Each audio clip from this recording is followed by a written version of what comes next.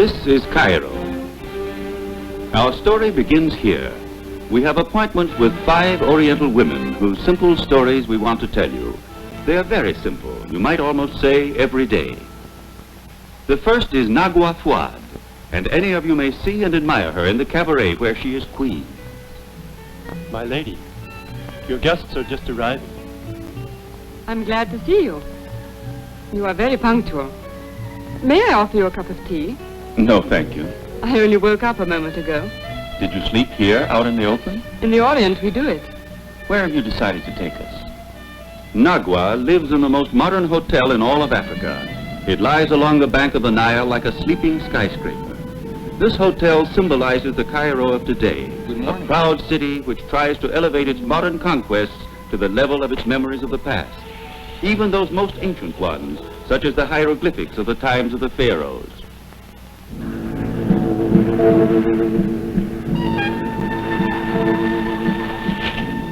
From the height of the Mukatam Hill, we see the Muslim cemetery, where lie the ancestors of this ultra-modern girl, women whose lives were enclosed, whose faces were covered. The Quran says, the light of day never comes upon the world too soon. But now, as you see, at least in the cities, the veil has fallen from the faces of our women. وانا ما تصدقش هتجوز ملامح امينه كويسه طبعا.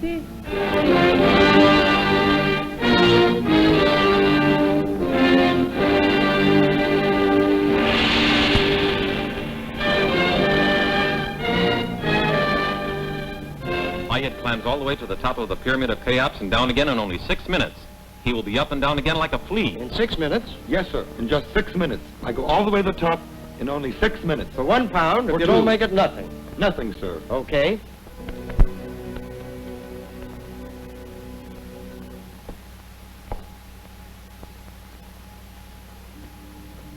I'm ready, sir.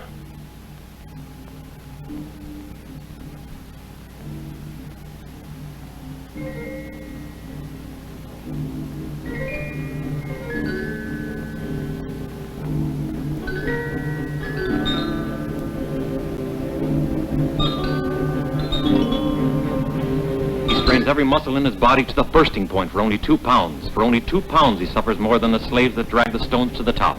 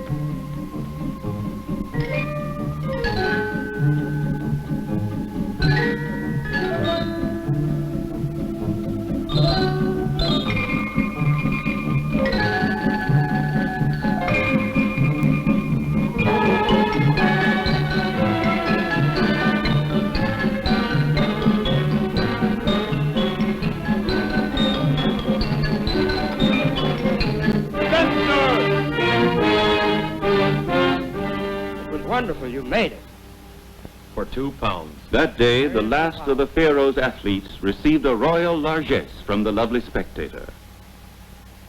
But will all those gold coins go to him? Thank you, Nagwa Fouad. If they were all his, he'd probably never climb those blistering hot steps again. The gift will be wisely divided among the entire vast family of workers at the pyramid, dragomen, camel drivers, and sellers of souvenirs.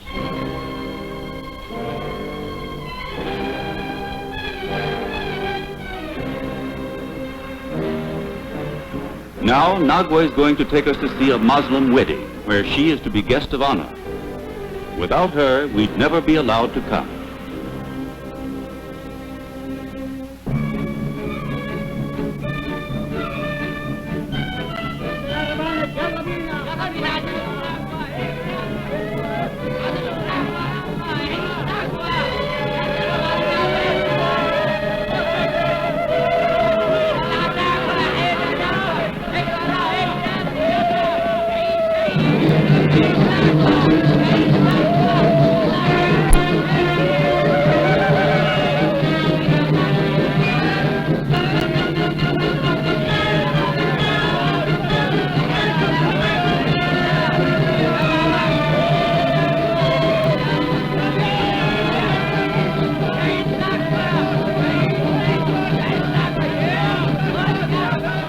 This is a city which, if it existed, would be named Saqqara.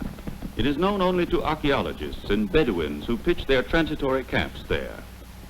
My eyes And this is Fouad, the groom, a groom who has already married 3 other wives. But the Quran allows him a 4th, in addition to a certain number of concubines. Begin.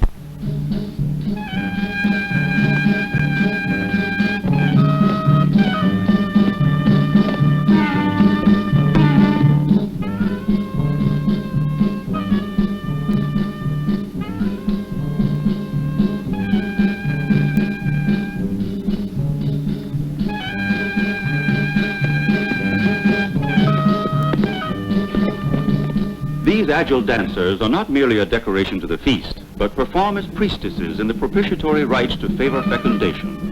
In the hostile nature of these surroundings, where men survive by a miracle, many must come into the world to ensure the continuation of the species. Inside the tent, there is the bride with the other wives. They must not see nor be seen. But they too are women, these Muslim wives.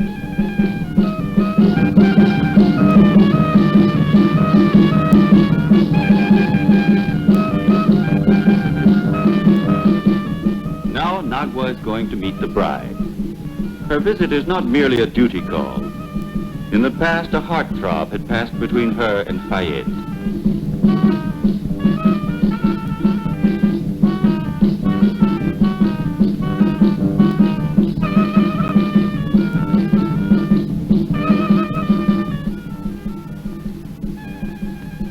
Is Nagwa glad she chose another path? The path of freedom? All things considered, we doubt if she regrets it. Perhaps a bit of longing, a shade of melancholy lingers. Good luck.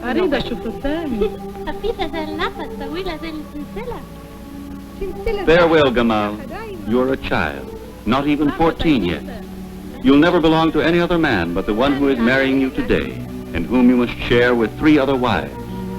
But now, for 7 days and 7 nights in the solitude of the desert, he will be all yours.